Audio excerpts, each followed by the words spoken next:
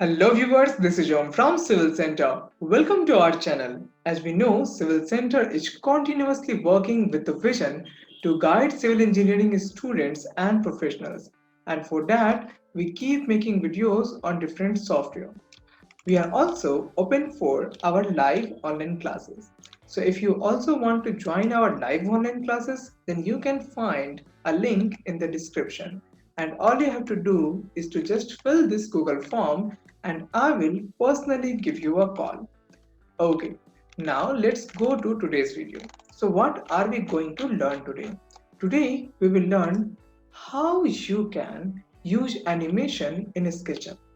So we will go step by step to this. So at first you will have to go to view and there you will find an option for animation and in that you have to choose add scenes. So first of all you will have to create a scene over here. So click on create scene.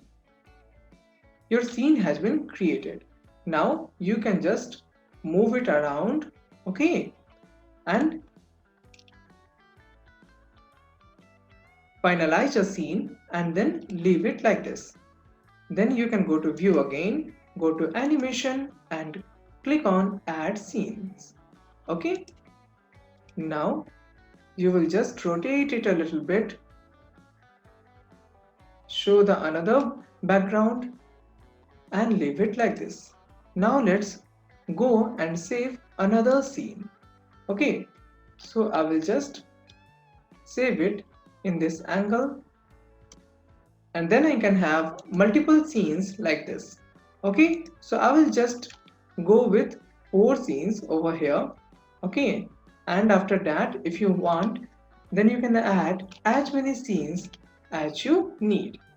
Now let's see what this will do. Let's click on scene 1 and you can see it has been moved automatically. Now let's click on scene 2.